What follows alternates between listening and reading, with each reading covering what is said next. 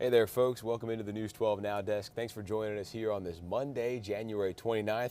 Approaching the end of January here. Hopefully everybody had a great weekend. A little bit wet for us here in the CSRA, but nothing too terrible this weekend.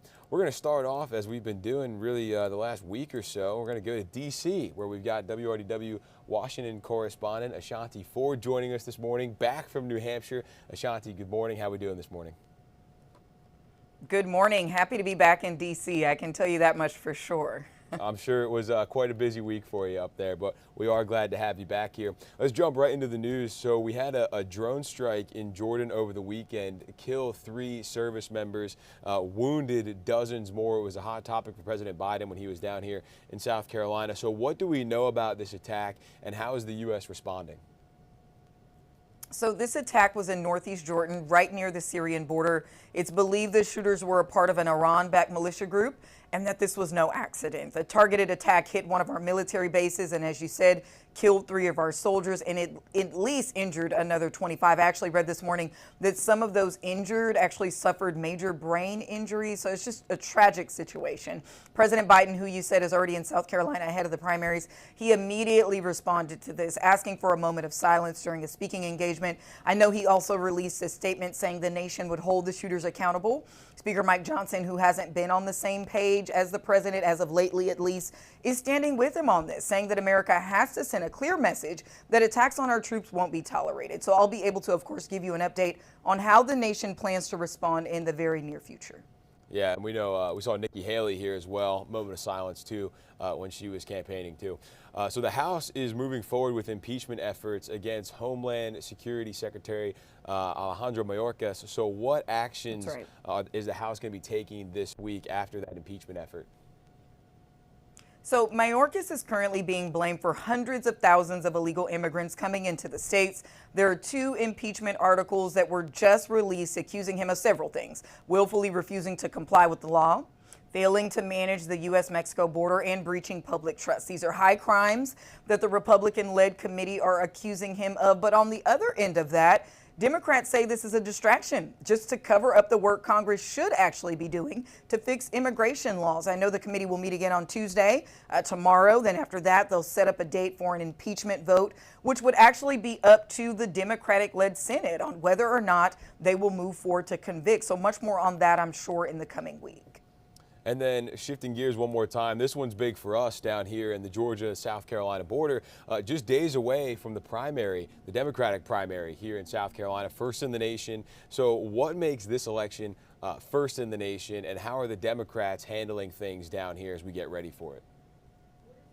Sure. So last year, the Democratic Party announced that South Carolina would be the party's first official primary, mainly to elevate minority voices early on in the election season. So far, we've seen the Republican candidates debate and campaign, and we know they had their first in the nation primary in New Hampshire last week, right, which we saw former President Donald Trump won over Nikki Haley. So now we're going to get a first peek at how the nation feels about our Democratic candidates. The election is this Saturday, and as I was saying earlier, President Biden is already there and has made several trips to the state in the last month or so. We know he did very well with black voters here 4 years ago, but I should mention South Carolina has voted Republican in presidential races for nearly 50 years. So let's see what comes out of this weekend. Yeah, and we know a lot of South Carolina officials, elected officials, endorsing former President Trump in this race. So something that's going to be big for us here over the next week or so, and we know you'll be keeping an eye on it as well. WRDW Washington correspondent Ashanti Ford joining us in Washington today. Thanks, Ashanti. Thank you. All right, taking you outside. We're giving you a look at the forecast, I should say. This is our 7-day.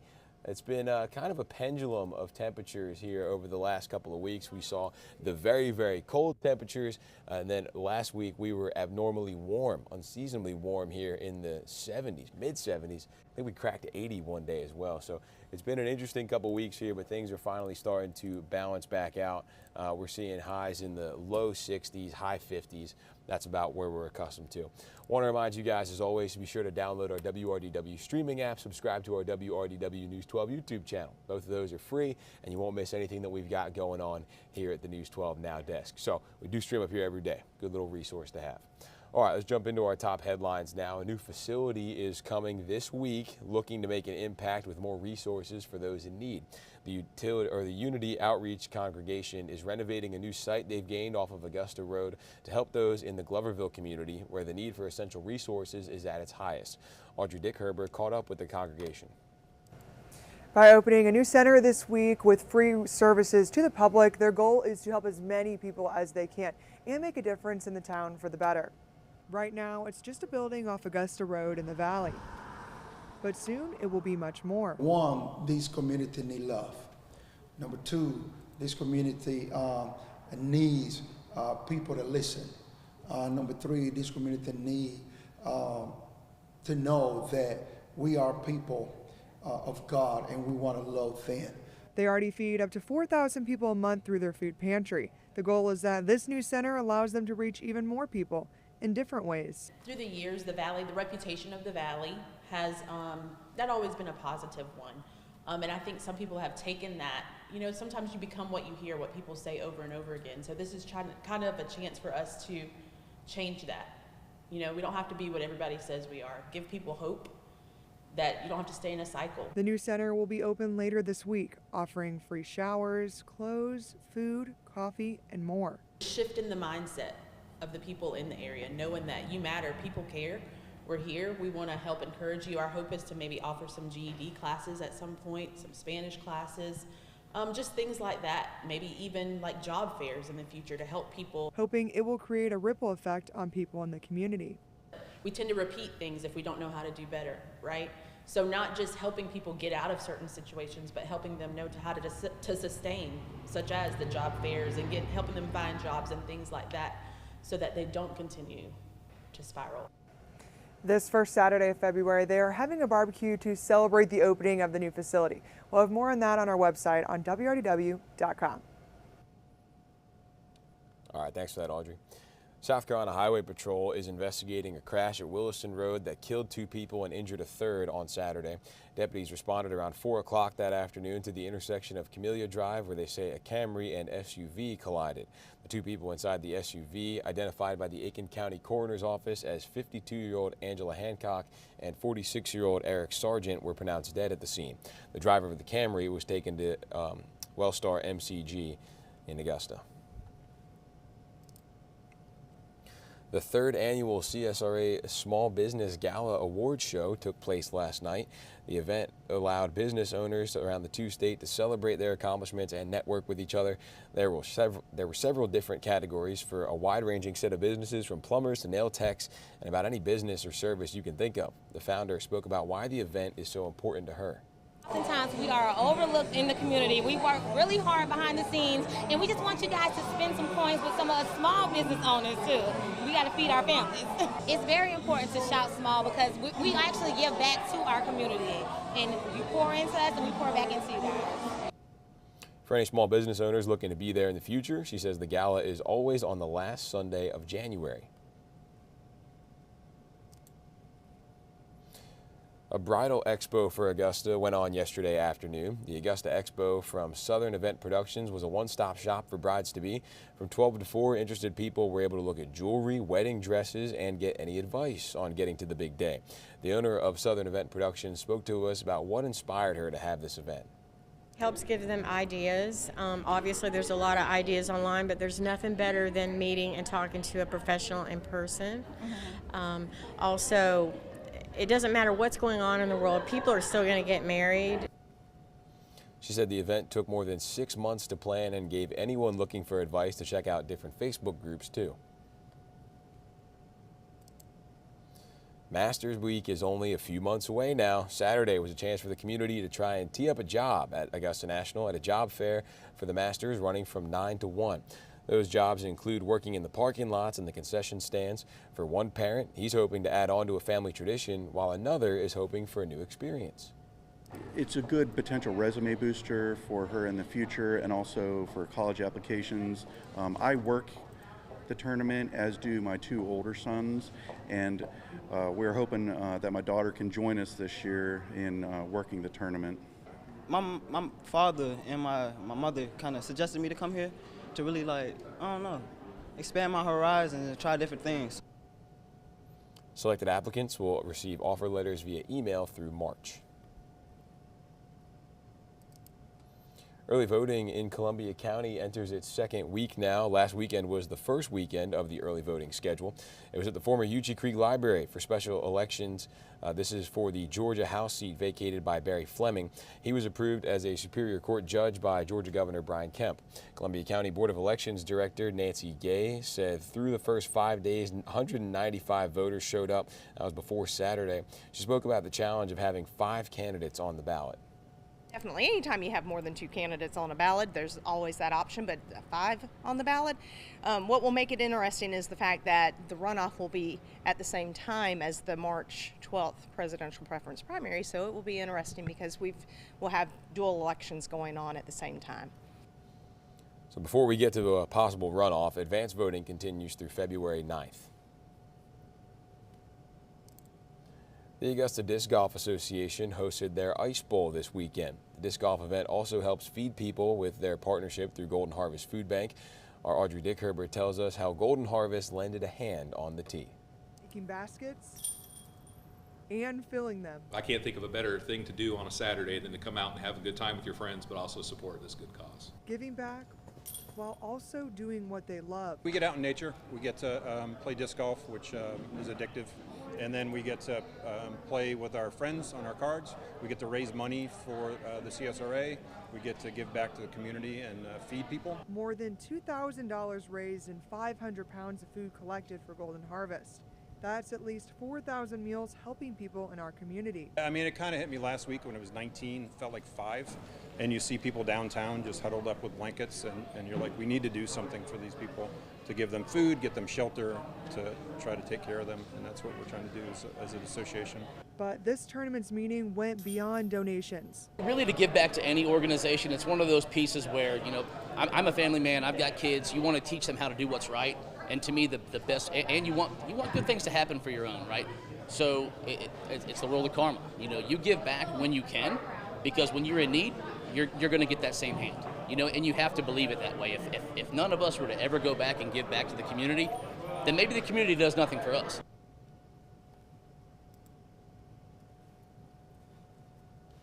And you can really see how excited people were to be out there and giving back. And they encourage more people to give back to the community any way you can. For more information on Golden Harvest, you can head to our website, WRDW.com. Well, it's one of those careers that really does make a difference in life and death situations. Emergency medical techs save lives, and there's a big need when it comes to training them. Dr. Kelly McElroy Hooper is the Dean of the School of Public Health and Professional Sciences at Augusta Tech, and she's our studio guest this morning, one-on-one with Richard Rogers. Dr. Hooper, welcome. Great to have you here in the studio with us this morning. But let's start with the need for EMTs. Is there a demand right now for that career? Absolutely. Right now, there's a demand in a lot of fields, but there is definitely a demand in the medical field, and especially for EMTs. That's a national shortage, but right now in the CSRA, that is where we're looking at training EMTs to fill those gaps. And if there's a big need, that means to me there are jobs available just as soon as you can graduate these people. Is that the case? What kind of jobs are we talking about as an EMT? You're not just riding an ambulance, although that is important. Let's talk about some of the jobs this career can lead to. Well, you can actually ride an ambulance, as most people think of it. Also, the fire department. There's the 2 fire departments in the area that also have EMTs. A lot of people are interested in doing this if they're going into the medical field, like a doctor, nursing, to be able to work while they're going to school and get that medical background. And there's also wilderness medicine. There's different avenues to get a job, and there's a 100% placement rate once you pass the national registry test. Right. So once you take the class, you have to be registered and pass the national registry test, which is a national test, which allows you to work from different states even. Now, there will be students watching this morning from Georgia and South Carolina. Is there a problem with the state line, or are you accepting all students from the area? All students from the area. With the national registry, because it's national, they can easily work in South Carolina also. We both remember being students way back in the day, so let's talk about salary range on this. Do they make some money coming right out of a school like yours? Absolutely. The starting average wage is about $39,000, $40,000 a year. To start? To start. And that's a national average. And that's definitely on par with what we're doing, if not a little bit more, in the area here. And I think this is, for a lot of students, a stepping stone. They might not end up being an EMT, but to other medical careers. Do you see that as a good foundation for a medical career? Oh, absolutely. You're getting that hands-on with the patient. You get so many patient contact hours. So if you want to be a physician assistant, you want to be a nurse, you want to be a doctor, it's a great avenue for that. So Augusta Tech right now is partnering with AU on this new program, this new EMT program. What makes that different? Why are you guys joining forces like this? Because this has not happened before, has it? No, it's not. It's a really unique situation. They offer an EMT and an AEMT, which is the advanced EMT, and they also offer paramedic. But their focus is on paramedic especially. So we want to take over the EMT programs in the area, and they need that because they are unable to fulfill the demand because they have so many different programs. So we've partnered together to start this program. Their instructor is an instructor for us, which will be the program director. Okay. Now, you guys are also lucky at Augusta Tech to have a hospital in your back pocket, and that's where this is going to happen, over on Wrightsboro Road, correct? Is that where this all takes place? Over in Somerville at the Piedmont. Right. Yeah, we're going to have it at our health science campus or site. And not a lot of technical colleges have a health science campus like that. No, we're very lucky. We've been extremely lucky to work with Piedmont and have that training site for our health sciences program. A huge benefit, and hopefully it'll translate into a lot of EMT students. But what does the typical course cover? What might I expect if I sign up and I go through your classes? What will I learn? You'll start with, you basically have anatomy and physiology like you do in most medical fields. You got to figure out, and know what all the parts are. How it all works. Yeah. and you have that. You have emergency medicine. You have the different medicines that you can disseminate to patients. But it's really more medical about how to be a first responder on the scene and how to manage that situation, that crisis situation. So how long would it typically take me to get this certificate if I signed up for your next set of courses? Well, our next course starts in February 14th, and in a mini-mester, which is 10 weeks. Okay, so 10 weeks and you're done. You're done. We go Monday, Wednesday, and Friday from 8 to 5. And it's going to be over on that campus. That allows students to go do their internships that they need to do, and that also allows them to work if they need to work also. That is a quick turnaround to a whole new career for a lot of people. And we know how important these EMTs are. They really are on the front lines of emergency care in Augusta every single day, day and night. It's really it's a commitment when you do this, isn't it? Oh, absolutely. But we find that, it's a career in technical education, and people are ready to work that come to us. Should cost be a barrier here if I'm looking to sign up for a course? And what if, that's an obstacle for me or my family? Actually, we were able to start this program because of the Carl Perkins grant, which allowed us to get all the equipment that we need and the instructor. We also have the Hope Career Grant that I'm sure you've heard of, that's in the state of Georgia. That would work for only people in the state of Georgia, but it would pay 100% for the career and technical education of EMT. Well, it's an important program, and I'm hoping people listening this morning will find out more about it. How can they find out more about how to sign up and be a part of this EMT program? Actually, if you want to sign up, you just go to Augusta Tech's site, and you go to Apply Here, and it'll ask you what program you want to apply to, and you pick EMT.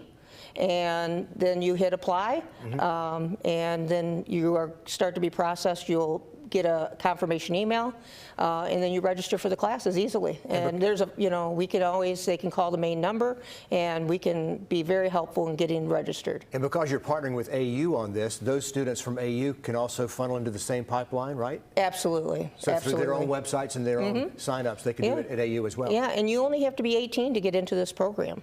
Very good. Okay, hopefully you'll get a big response as you kick this off with Augusta University. Dr. Kelly McElroy Hooper, Augusta Tech Dean, we appreciate you being with us this morning, and hopefully you'll have a classroom full of new EMTs on the way soon. Oh, we're very excited about this, and I think the area and all the participants and our stakeholders are very excited about it. Thanks, Dr. Hooper. Thank you. All right, thanks to Richard and Dr. Hooper there for explaining that new program for us. Hopefully they get that classroom filled up. In Georgia, a man who was convicted of murder, then had it overturned by the state Supreme Court in 2022, entered a guilty plea on Friday. Do you understand that you waive any and all defenses by entering a plea of guilty here today? Yes. Tex McIver was convicted of the murder of his wife in 2018 before having it overturned. He pled guilty to lesser charges in her death on Friday.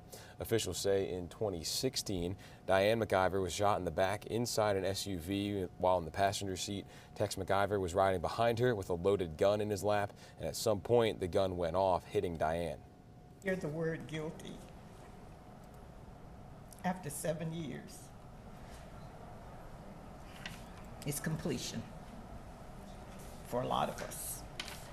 However, it brings no resolve. The plea deal required McIver to plead guilty to involuntary manslaughter instead of murder. The Georgia Senate passed a panel with subpoena power to investigate District Attorney Fani Willis. The Senate voted 30-19 to create the special committee Friday to determine whether Willis misspent state money in her prosecution of former President Trump. It does not need approval of Governor Kemp.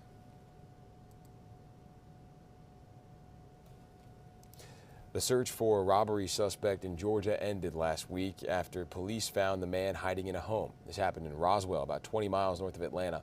Tom Reagan spoke with the homeowner and has the details for us. I was in the house for 5 hours while he was here. Gwen Ketchum is remarkably calm as she recounts finding a suspected bank robber hiding in her home. 27-year-old James Rayborn eluded police for days after authorities say he robbed a Roswell bank Monday afternoon.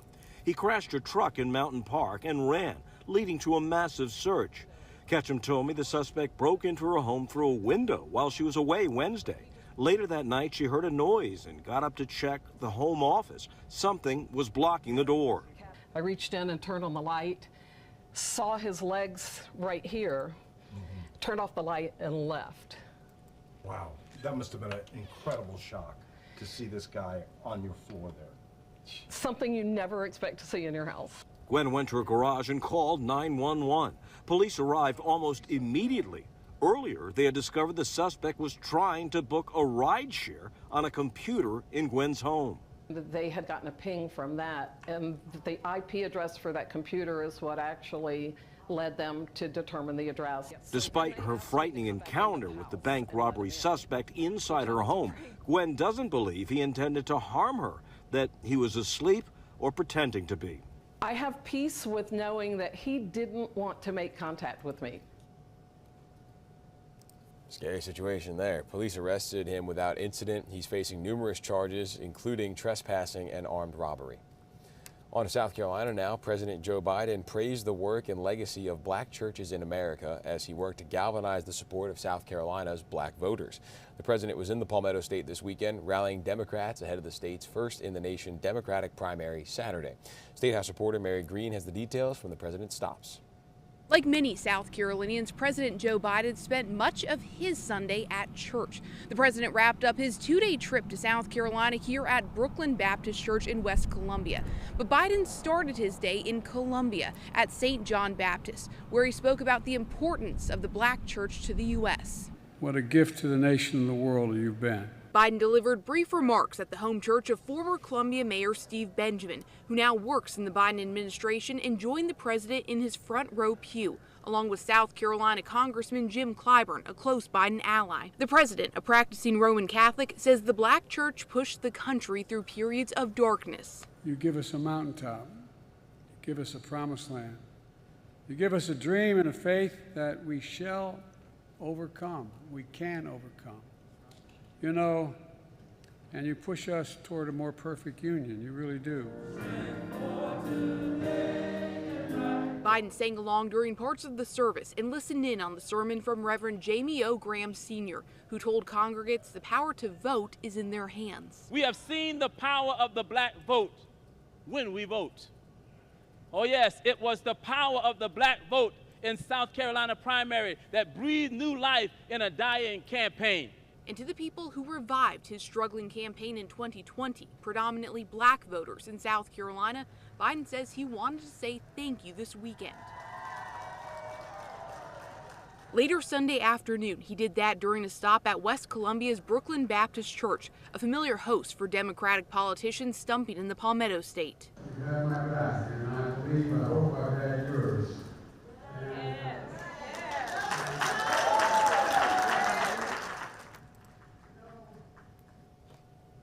Mary Green reporting there. Saturday, the president delivered the keynote address at the South Carolina Democratic Party's First in the Nation dinner, a week out from the state's Democratic presidential primary. Email records say authorities responded to a swatting incident at Nikki Haley's South Carolina home last month. It says the incident happened in December at Kiowa Island. An email record says the public safety director told town officials a man called 911 and claimed to have shot a woman and threatened to harm himself at Haley's home. The email added the incident is being investigated by the South Carolina State Police, FBI, and Haley's security team. She spoke about the experience, saying her parents were at her home at the time of the swatting call, though she wasn't there herself. Last thing you want is to see multiple law enforcement officials with guns drawn pointing at my parents and thinking that something happened. It is an awful situation. The email did not mention any potential suspects or potential motive for that incident. The two remaining GOP primary candidates are out on the campaign trail this weekend as President Biden, who's already looking ahead to the next election. Nikki Haley is in South Carolina looking to salvage her long-shot bid to the presidency. CBS's Christian Benavidez reports. From the courtroom to back on the trail, former President Donald Trump hosting a rally in Nevada Saturday after he was in a Manhattan courtroom Friday, ordered by a jury to pay writer E. Jean Carroll more than $80 million over making defamatory statements. We will immediately appeal. We will set aside that ridiculous jury. It's a preview of Trump juggling his legal challenges and political ones. This November, we're going to win the swing state of Nevada. You ever think of it as a swing state? All this as the debate over the border heats up. Our border is open and gushing. It's a big gushing wound. President Biden is looking to salvage an immigration deal in Congress. A bipartisan bill would be good for America and help fix our broken immigration system. Speaking in South Carolina. And you're the reason Donald Trump is a defeated former president. This banner flying in Vegas today, where Democrats are looking ahead to 2024. Vice President Kamala Harris is there. Nikki Haley, meantime, is in her home state of South Carolina. The GOP primary there is still about a month away. It's a long-shot bid for Haley, who is trailing in the polls. Christian Benavidez, CBS News. Former President Trump is expected to take all the delegates in Nevada. The state is set to hold both a primary and a caucus. Haley's on the primary ballot while Trump is on the one for the caucuses. The GOP has said only the caucuses count for awarding delegates. President Biden has strong words regarding the deaths of 3 U.S. troops killed in a drone attack on a base in northeast Jordan near the Syria border this weekend. The president was at the Brooklyn Baptist Church's Sunday lunch in West Columbia for the afternoon. Following a moment of silence, Biden vowed the U.S. will respond to the drone attack. We had a tough day last night in the Middle East. We lost 3 brave souls in an attack on one of our bases. Yes. And I'd ask you for a moment of silence for all 3 of those fallen soldiers.